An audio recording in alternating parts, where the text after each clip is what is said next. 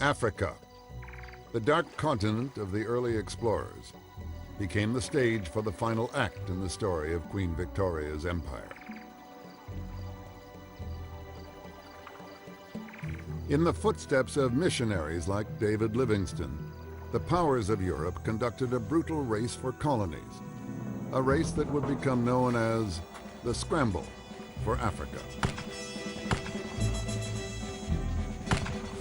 In Britain, this last burst of expansion was inspired by two men whose stories would bring the British people to a climax of imperialistic fervor.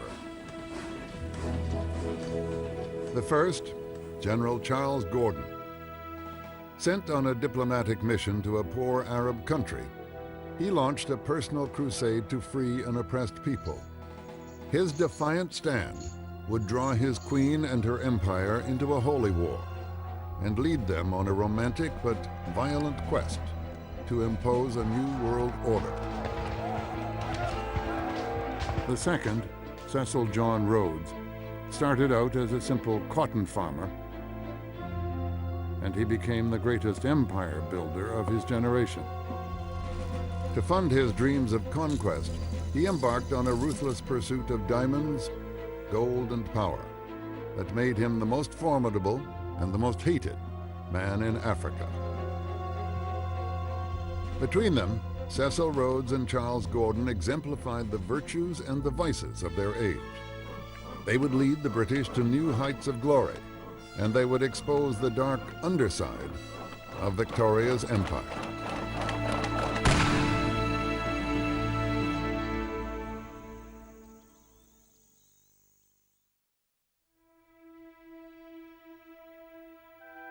At the age of 60, Queen Victoria still wore the black satin and lace she had donned in mourning for her beloved husband, Prince Albert, who had died 20 years before.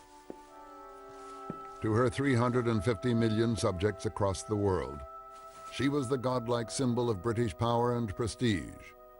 But in the winter of 1884, her empire faced a serious threat from one of the poorest and most obscure regions on Earth, the Sudan.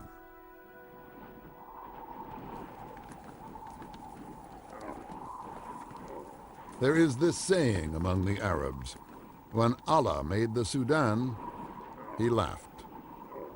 In Queen Victoria's time, most of its 9 million people were nomads roaming a wilderness as large as Western Europe. The Sudan had no roads, no railways, and most of it was unmapped.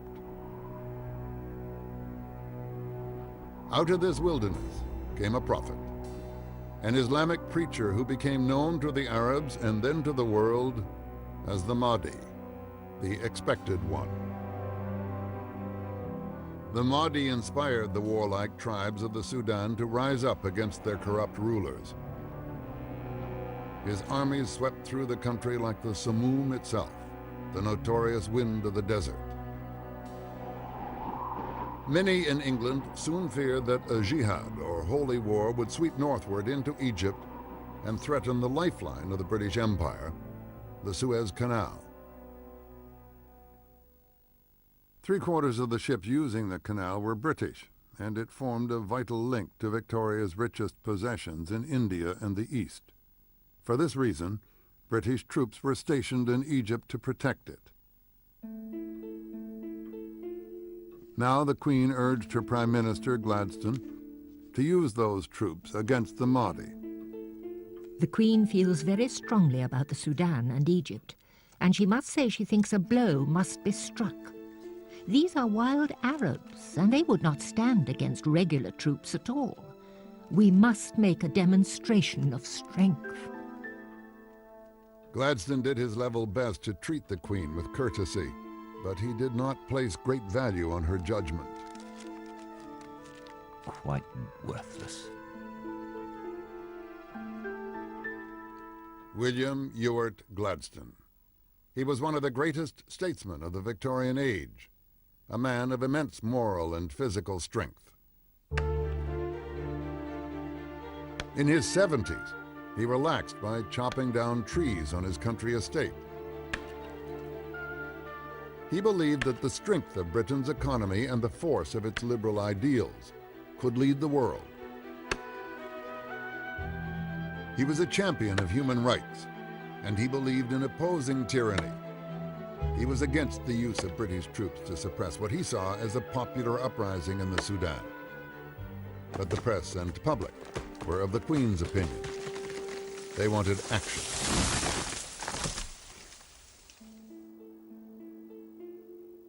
Gladstone's government decided to play for time. They proposed sending a top army officer to the Sudan to report on the situation.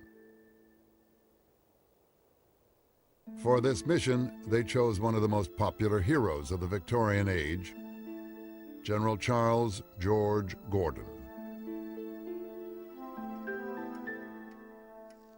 Gordon had made his name in China, where he had been sent to help defend British traders from the horrors of the Civil War.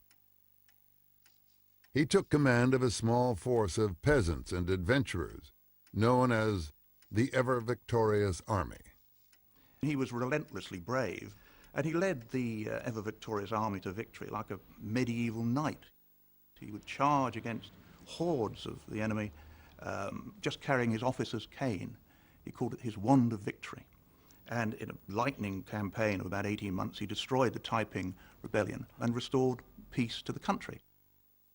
And Gordon became a hero. When he returned to England, he found, rather to his surprise, that everybody wanted to see him, that he was invited to meet the Queen. And for the rest of his life, he was known as Chinese Gordon. The Chinese emperor had offered Gordon a fortune to stay. Gordon had declined. He had not the slightest interest in money. In an age famed for its English eccentrics, Gordon was a very strange fish indeed. The big interest of his life, the one which it was far more than a hobby, it was practically an obsession, was the care of children, particularly small boys. He would seek out starving children sleeping in doorways, chimney sweeps, bring them back to his billet, wash them, clothe them, send them to school, give them pocket money, see to their education, find them jobs.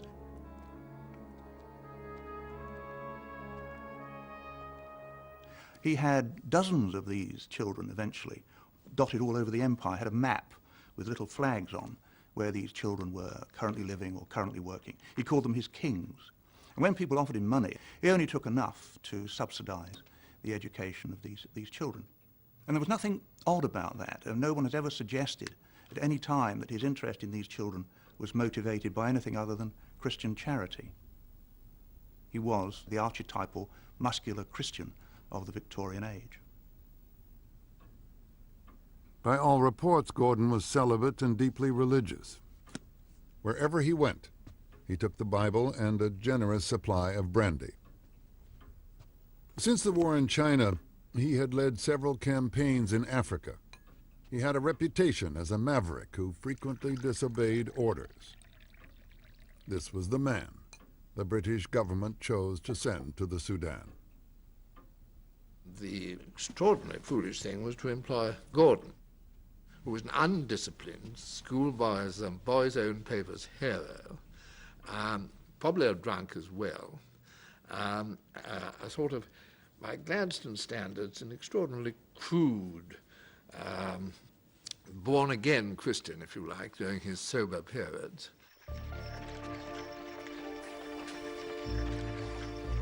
On a wintry evening in January 1885, leading members of the government and army waited outside London's Charing Cross station.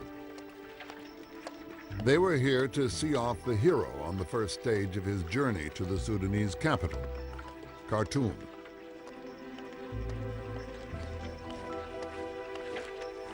Gordon was late. He'd been dining with friends and lost track of time playing with their children. He'd also forgotten to bring any money. The foreign secretary hurried off to buy Gordon a ticket. The others dug into their pockets, giving him a gold watch and all their spare cash. One of the generals dashed off to raise more.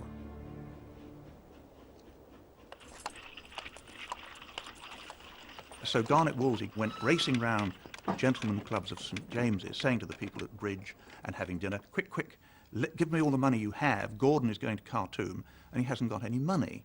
This must have thrown a slight frisson, I suspect, through high circles, because you send someone off on a very delicate mission who hasn't even bothered to go to the bank.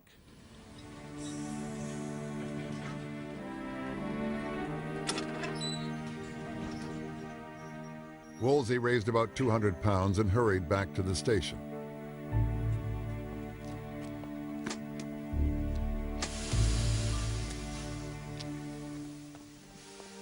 It was, in a way, a wonderful little Victorian vignette the night that Gordon left for Khartoum.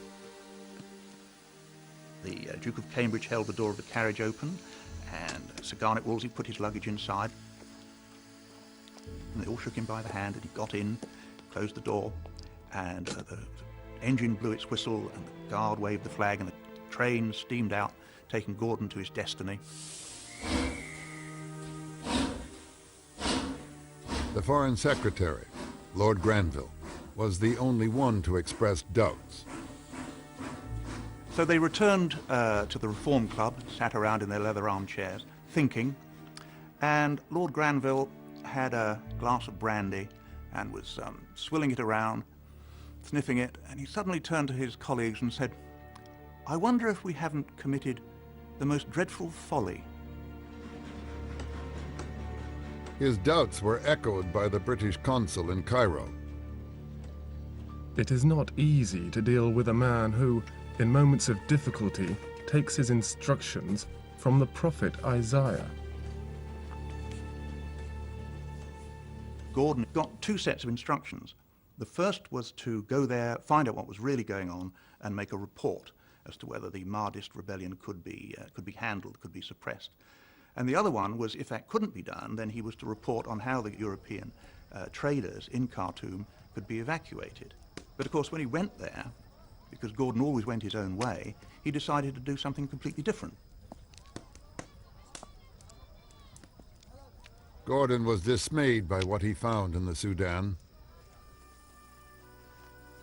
Men, women, and children were herded in chains across the desert for shipment to the great Arab slave markets, where the men were castrated and sold as eunuchs, and the women stripped and auctioned for service in the harems.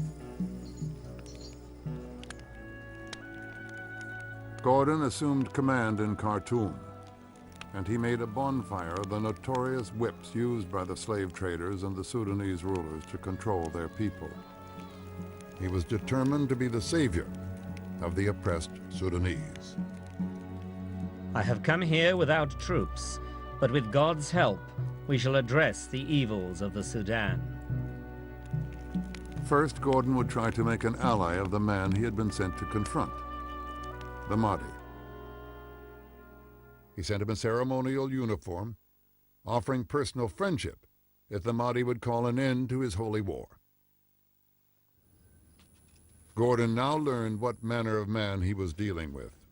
The Mahdi sent the uniform back with a patched jibbah worn by the desert tribesmen, and a note inviting Gordon to convert to Islam and join his army.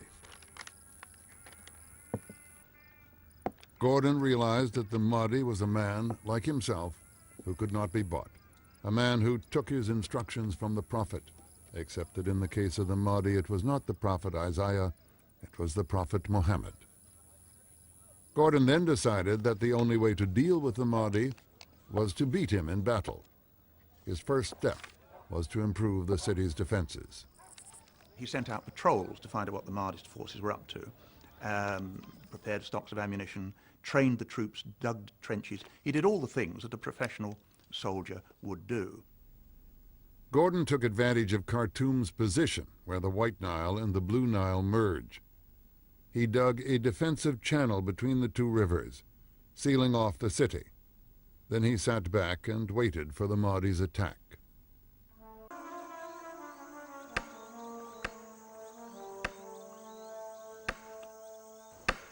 The Mahdi's forces cut the single telegraph link with Cairo and settled down to starve the city into surrender.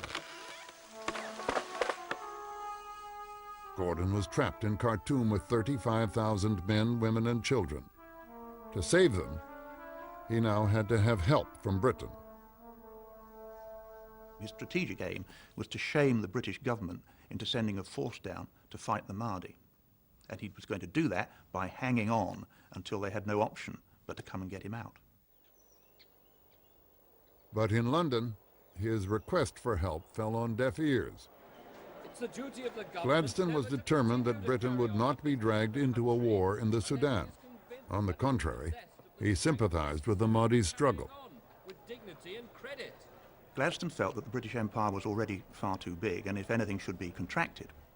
But above all, he was the head of the government, and he simply wasn't going to be dragged into a foreign war by some half-crazed Royal Engineer general who decided to take over a town in the middle of nowhere and hold it against all odds. It wasn't part of the government policy. Gladstone told Parliament, To send troops would be a war of conquest against a people struggling to be free and struggling rightly to be free.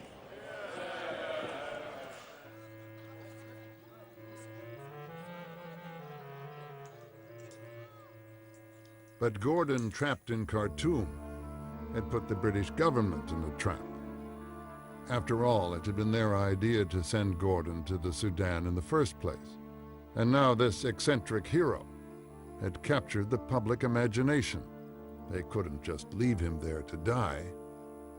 Besides, there was the Queen to reckon with. Victoria shared her people's fears for the safety of General Gordon. This handsome warrior seemed to embody all the martial and Christian virtues of her empire. She wrote to Gladstone. The Queen trembles for General Gordon's safety. If anything befalls him, the result will be awful. Gordon is in danger. You are bound to try and save him. For the honor of the government and the nation, he must not be abandoned. But month after month, while Gordon held out against the Mahdi, Gladstone held out against the Queen. No one was prepared to give in. The situation in Khartoum steadily deteriorated. Food started to run out. There were food riots in the town. People tried to desert, though that proved less than popular when the Mahdi's forces cut their heads off. Slowly the ring tightened, and by the autumn the town was fully under siege, and there was no way out at all. They just had to stand their ground or wait for a relief force.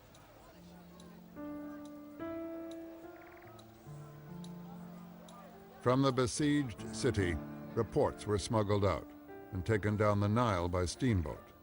Soon, all England knew that Gordon stood alone in his quarters in the governor's palace, watching day after day for the British troops he hoped would be sent from Egypt.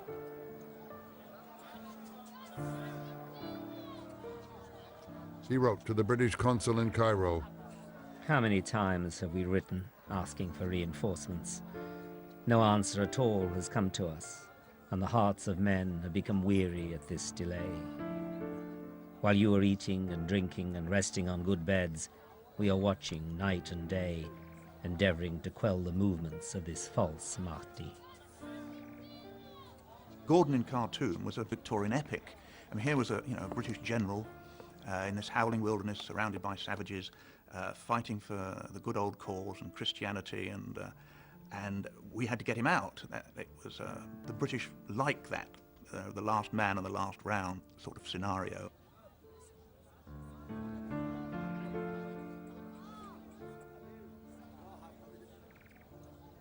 The public had already regarded Gordon as a hero, Chinese Gordon, and here he was again being heroic in Africa, and the government had to do something about it.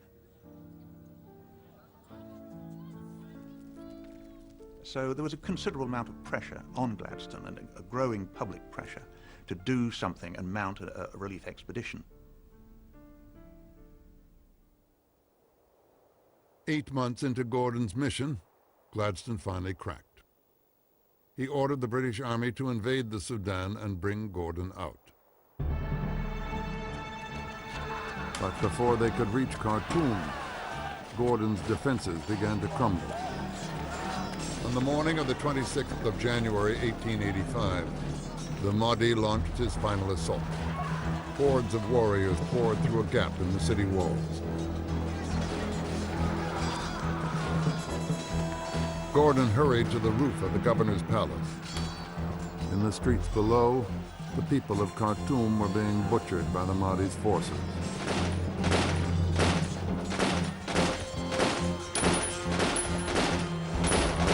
Gordon had a machine gun on the top of the palace, a Gardner machine gun, rather like a Gatling.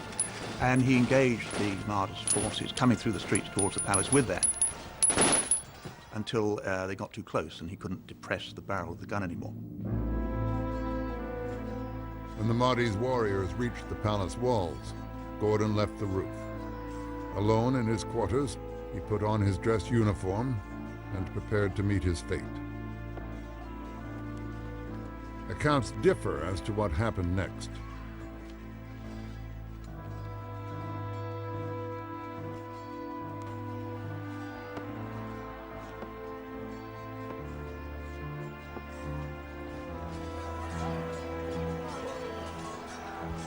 By that time, the Mahdists had already killed the guards and swarmed into the gardens of the palace and were rushing towards him.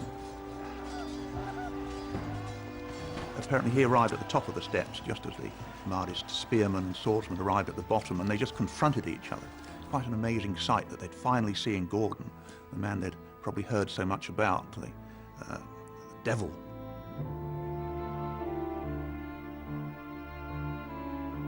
There is the famous picture, drawn presumably from accounts or simple fantasy, that the spearman rushed up the steps and sank a spear into Gordon's chest, and he fell forward into the crowd and they cut him to pieces. This is the icon which British artists quickly reproduced and became, as you like, the first Christian imperial martyr. The men who actually saw him die 40 years later told British officers in the Sudan that he'd in fact died firing his revolver in a corridor in a skirmish. But it's much better, if you like, almost cinematographic, to have him standing there, noble, upright, champion of England, meeting his fate. Later that day, Gordon's head was shown to one of his officers who had been taken captive. Then it was fixed in the fork of a tree, where small boys pelted it with stones and camel dung. The Queen held Gladstone personally responsible. She wrote to her private secretary, Mr. Gladstone and the government have Gordon's innocent, noble, heroic blood on their consciences. No one who reflects on how he was sent out and refused help can deny it. She fired off a furious telegram to the Prime Minister, who was on his way by train to London. Victoria's cables to her ministers were invariably sent in code, but not this one. This one could have been read by anyone on the telegraph line, and it was intended as a public rebuke to the man who had failed her empire and its greatest hero.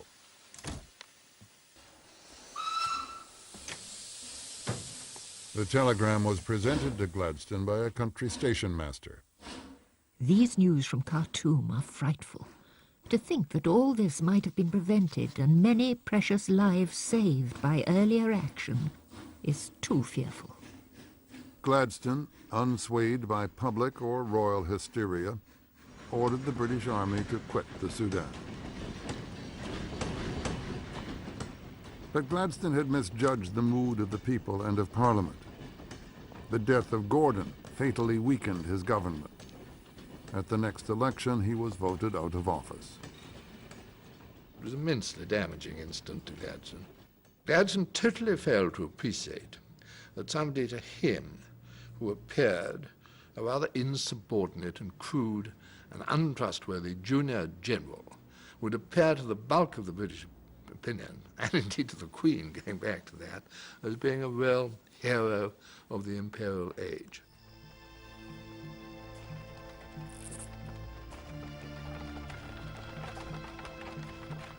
Gladstone's fall from power was to have serious repercussions throughout the empire, particularly in southern Africa. The absence of his moral influence cleared the way for a man who would lead Victoria's empire down a far more perilous path. Cecil John Rhodes had arrived in South Africa at the age of 17 to work on his brother's cotton farm. There was nothing to distinguish Rhodes from thousands of other British emigrants who left the mother country to seek their fortune in the British colonies. But this young clergyman's son would devote most of his life to expanding British rule and making himself the most dangerous man in Queen Victoria's empire.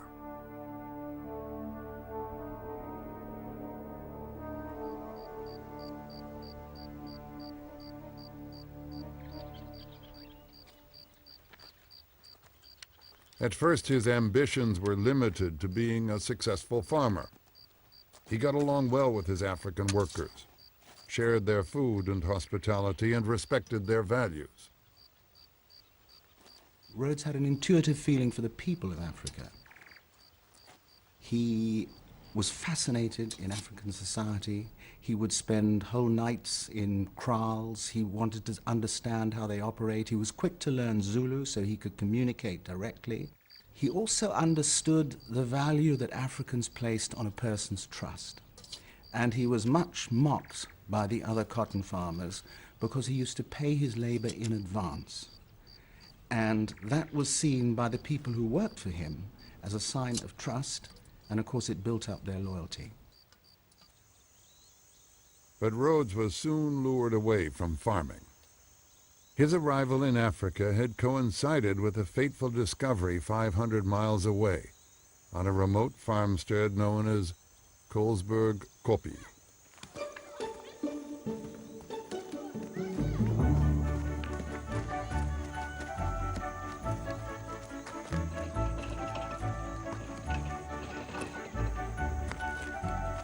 A Dutch settler noticed his neighbor's children playing klip-klip, or 5 stones.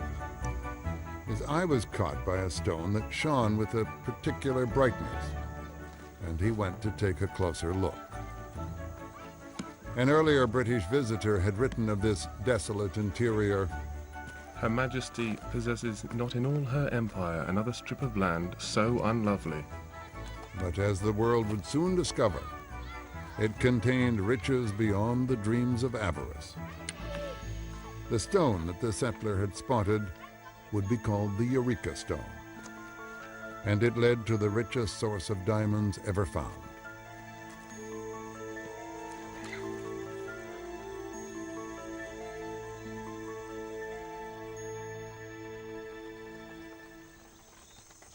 Rhodes dropped everything, packed his bags, and joined the diamond rush. The farm at Colesberg Kopje soon became the boomtown of Kimberley. Roughnecks from the gold fields of California and Australia rubbed shoulders with veterans from the American Civil War, English aristocrats and immigrants from the ghettos of Europe, all drawn to a hole in the ground, which was growing bigger every day. To these men, Kimberley promised instant riches, but at a price. Kimberley was an indescribable place. The noise, the dust, the heat. If you can imagine this settlement of 40,000 people in the middle of nowhere, you could see the dust from the diggings from 10, 15 miles away. And as you came nearer, you entered this awful place. Huts built out of old packing cases, littered with dead animals, the carcasses of dead animals. Flies, infestations of flies. The Wild West was tame compared to Kimberley. Here there was a bar for every 16 men, and shootings were an everyday occurrence. But Rhodes thrived as a diamond digger. Within a year, he wrote to his mother that he was earning around £100 a week, enough to make him one of the richest young men in England.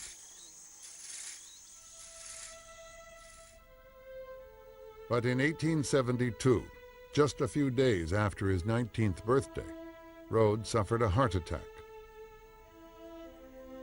His doctors told him the attack was mild, but Rhodes knew that from then on, he was engaged in a race with death. He chose a curious form of convalescence, an epic trek across the African veldt. Some believe that during this journey, Rhodes developed his great love and his great plan for Africa. A lot of commentators have said that those 9 months that Rhodes spent touring Africa by ox wagon, going right up into Boer territory, had an incredible effect on him. Rhodes would be continually hearing stories about the African interior from wandering hunters. And I believe that it was on that journey that he formed his first nascent ideas of an Africa that was there, ready to be reached, ready to be taken.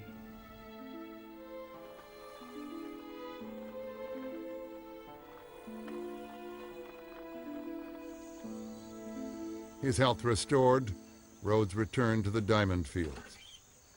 Most of the diggers thought that the diamond mine was exhausted and wanted to sell their claims.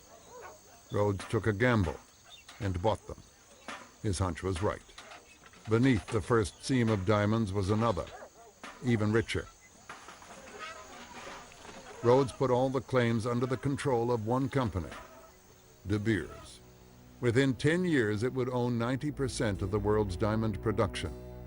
Rhodes would use his wealth to finance his dreams. Money is power, and what can one accomplish without power? Rhodes dreamed of creating a vast British colony across the length of Africa. To achieve this, he planned to build a railroad from Cape Town to Cairo. But first he needed to win political support in South Africa. He was elected to the Cape Parliament, where he courted the Afrikaner Bond, the party of the Dutch farmers or Boers who were consolidating their own power by taking it from the native Africans. We're talking at a stage when black people in the Cape voted, provided they fulfilled certain property requirements. They sat on juries where they sat in judgment over white people. This was abhorrent to the Afrikaner Bond.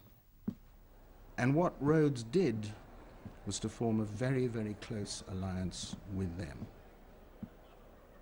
Rhodes, who had once prided himself on his lack of prejudice, made a speech in the new Cape Parliament.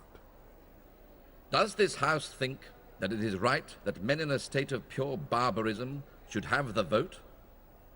Treat the natives as a subject people. Be the lords over them. The native is to be treated as a child and denied the franchise. Following Rhodes' speech, the law was changed. The vote in southern Africa was removed from all but a handful of native Africans. Rhodes, throughout his career, was continually shifting the pieces on the board. Consider the diamond mines. If you go back to the beginning of that history, black people owned claims. They were competitors with whites. What Rhodes's requirements were was to have a permanent, reliable black labor force who would be kept within compounds, unable to leave at all, inspected every time they came out of the mines, and the need for a controlled labor force drove Rhodes towards racist policies. If you try to make any political sense out of Rhodes's career, it makes absolutely no sense at all. But if you look at it in economic terms, it makes perfect sense. The alliances that he was making was for profit and for business, and there's no argument about it.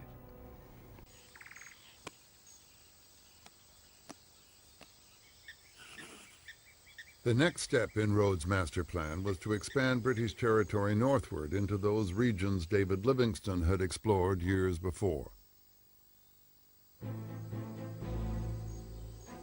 But across his route lay the empire of the Matabele, the people of the long shields, one of the most formidable warrior nations in Africa. Their king, Lobengula, known as the Eater of Men, maintained a reign of terror from his capital at Bulawayo, the place of slaughter. Gold had been discovered on his land and several European adventurers were after it. But Rhodes was after more than gold. He wanted Lobengula's country. The story of Rhodes and Lobengula is fascinating and it is foul. The two men never met, and yet they had an extraordinarily strong relationship through intermediaries. Rhodes sent 3 of his agents to meet Lobengula, and in a bid to impress the Matabele king, he included among them the brother-in-law of the great David Livingstone, John Moffat. But Lobengula was in no hurry to see them, and the men were forced to stay in an enclosure where the king kept his goats.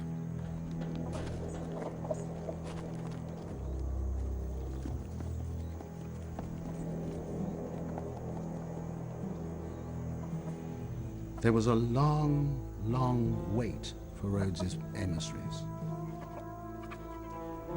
Rudd particularly writes back about the appalling conditions, the mud, the flies, the stench, the impatience that they had there. They were kept waiting literally for months while Lobengula made up his mind.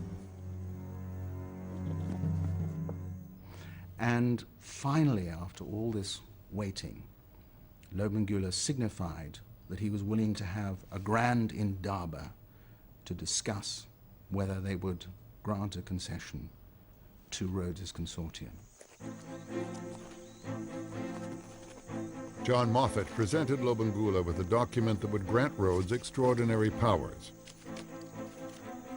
The complete and exclusive charge over all metals and minerals situated in my kingdom, principalities and dominions, together with full power to do all the things that they may deem necessary to win and procure the same. He eventually signed a document on the understanding that he was simply granting prospecting rights to Rhodes's company for his men to dig 10 holes in his territory. And what Lobengula had signed, he had virtually signed away his country.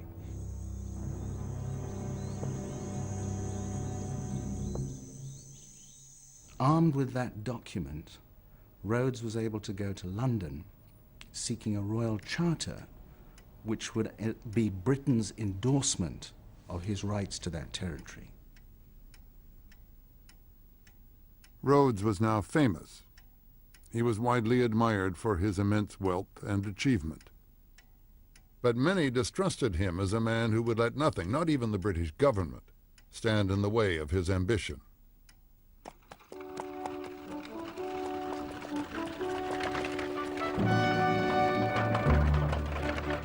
The Queen was curious about her overmighty subject. She invited Rhodes to stay at Windsor Castle. In 1890, when he eventually met Queen Victoria, he charmed her. There's a wonderful moment where it's said that she said to him, "Is it true, Mr. Rhodes, that you're a woman hater?" To which he replied, "How could I possibly hate a sex to which your majesty belongs?" Rhodes won the Queen's approval and a royal charter authorizing him to exploit King Lobengula's concession. It gave him legal rights to recruit a company police force and build forts throughout the region, the powers of an independent state. But Rhodes still needed to break the power of Lobengula. To achieve this, he called on his closest friend, Dr. Leander Starr Jamison, a gambler, an adventurer, and a ruthless opportunist. His chance came when Lobengula launched an attack on a weaker tribe in a dispute over cattle. Jamison sent a message to Rhodes. We have the excuse for a row over murdered women and children, and the getting of Matabele land would give us a tremendous lift in shares. Jamison recruited a force of 1,400 white mercenaries. Each man was promised 6,000 acres of Lobengula's land and 15 claims to prospect for gold. When Rhodes and Jamison between them decided that the time was ripe to take Matabele land, the key ingredient, the key weapon for them was the Maxim gun, the machine gun. Now this was a weapon that fired 60 bullets a second. This had never been used in battle before. And it's extraordinary that a company, a corporation, should possess the most top secret weapon, as it were, that the British Army possessed. But Rhodes had Maxim guns. The Matabele were mainly armed with spears and clubs. The result was devastating.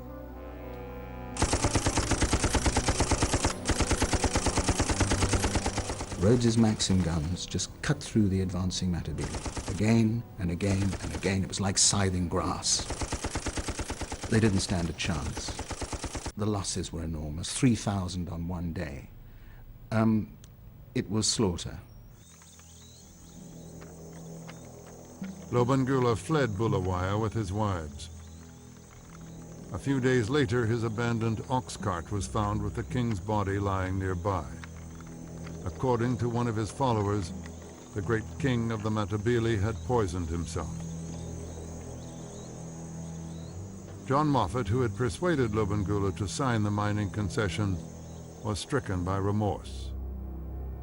The king was a gentleman in his way, and was foully sinned against.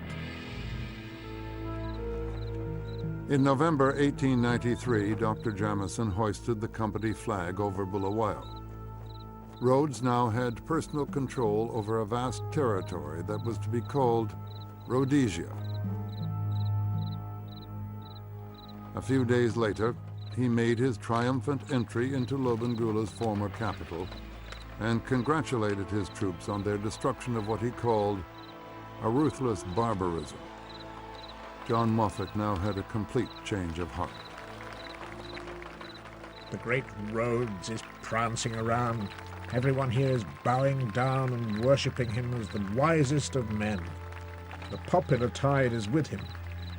I suppose there will be a crash someday, and men will suddenly recollect that there is still such a thing as justice, even to niggers.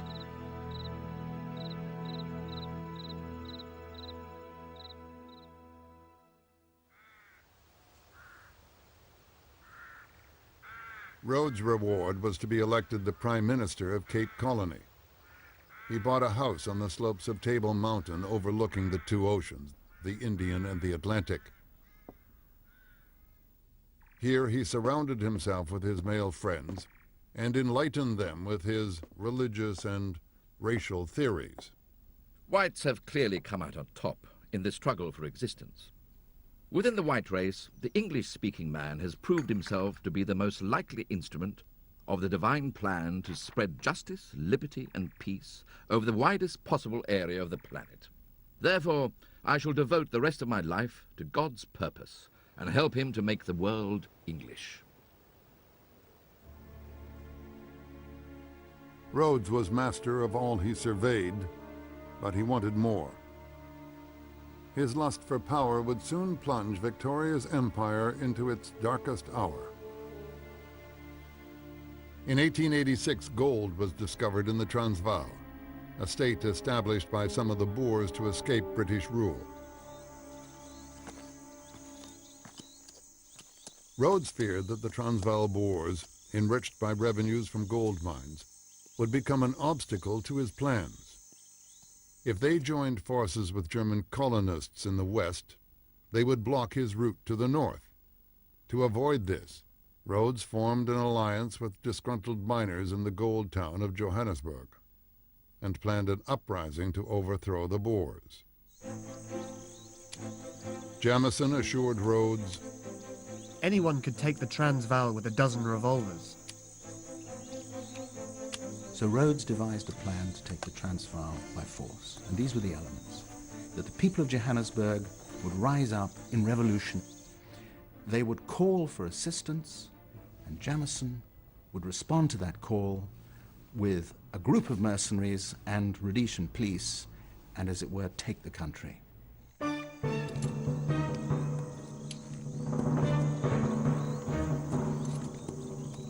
The promised uprising failed to materialize, but Jameson continued with the plan. He rode into the Transvaal at the head of his men. But the Boers were ready for them. They let the invaders ride on until they were surrounded, and then picked them off with murderous accuracy.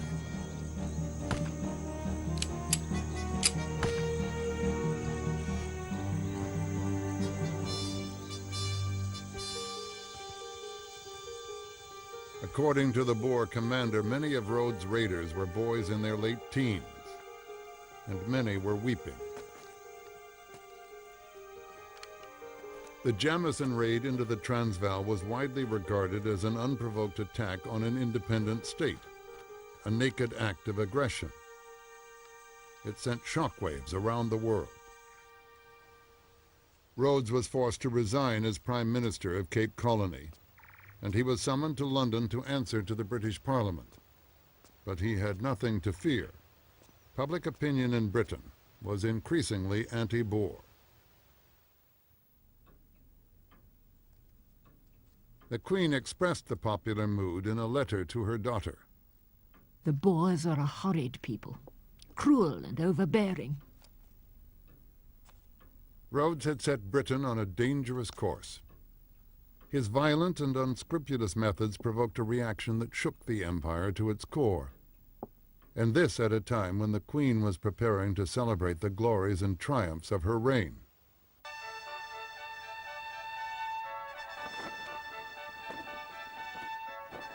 (1897) was the year of Victoria's Diamond Jubilee, 60 years on the throne.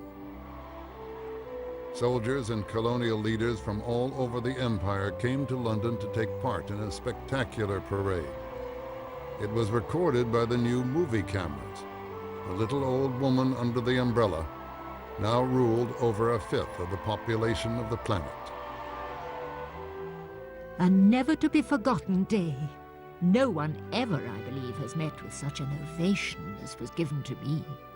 The cheering was quite deafening, and every face seemed to be filled with real joy. But this joy would soon turn to disillusionment, as soldiers who had paraded the streets of London were sent to fight a war in South Africa. The British dispatched an army to accomplish what Rhodes had failed to do, put an end to Boer independence. The Boer War began just a year after the Queen's Jubilee. The British believed it would be short and glorious, but the Boers were well armed.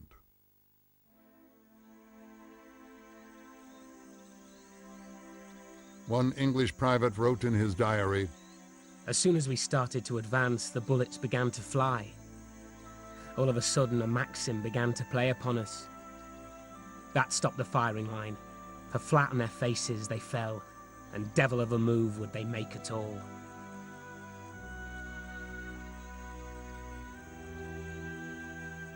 The British have gone to war in South Africa very ill prepared for this type of warfare. Most of the generals who fought the Boers were used to people armed with spears and lances. Well, it was a shock for them. There were instances of surrender. People couldn't take it any longer. They just threw down their weapons and ran back. There were cries of cowardice.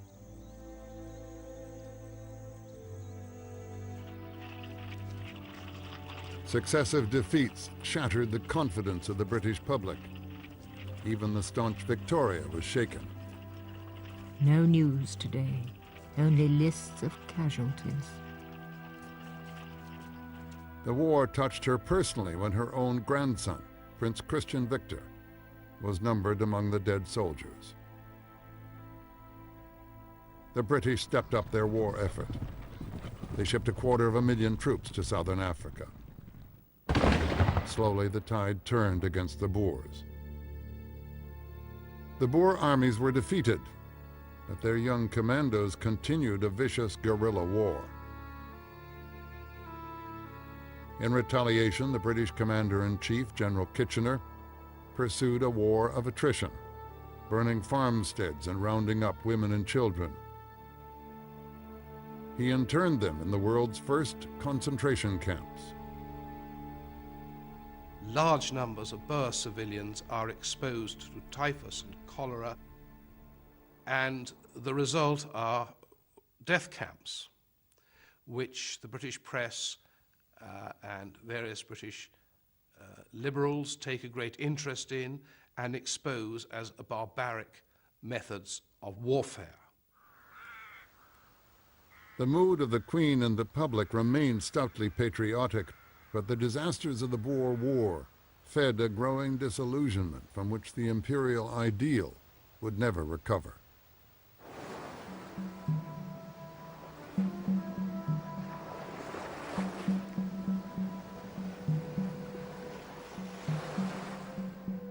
Cecil Rhodes, the man who had done more than any other to start this war, had one more battle to fight. His heart condition made it difficult for him to breathe. He was carried to his little cottage on the coast in the hope that the fresh sea breezes would relieve his anguish.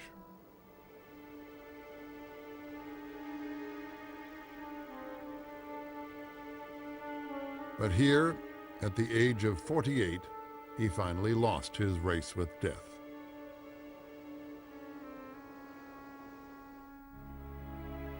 He had left orders that he was to be buried in Rhodesia, at a spot he called the View of the World.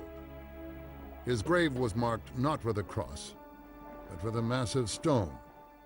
It was, in the words of a British High Commissioner, a haunted, sinister pagan place.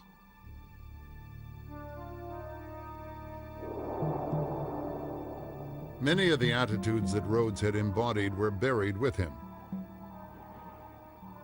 The era of Victoria was over, and with it the unquestioning imperialism she had come to represent.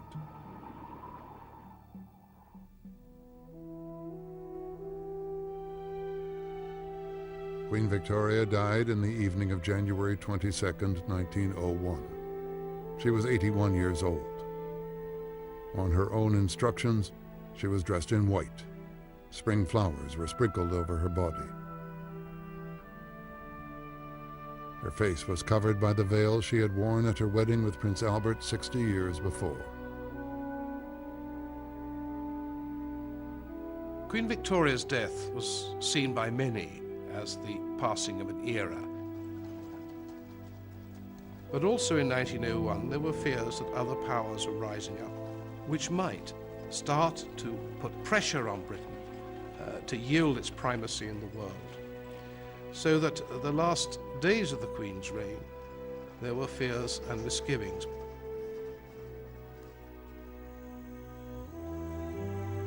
Rhodes had overstretched the empire. The Boer republics he had driven Britain to conquer were soon given independence. His aggressive spirit was to be replaced by a Gladstonian liberalism. Those ideals that Prince Albert had instilled in Victoria in the early years of her reign proved in the end to be more enduring than the harsh imperialism of her final decades.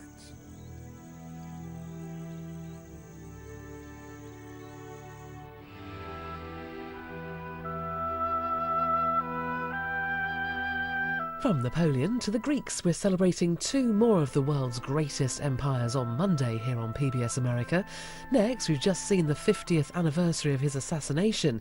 Cold Case JFK is after the break.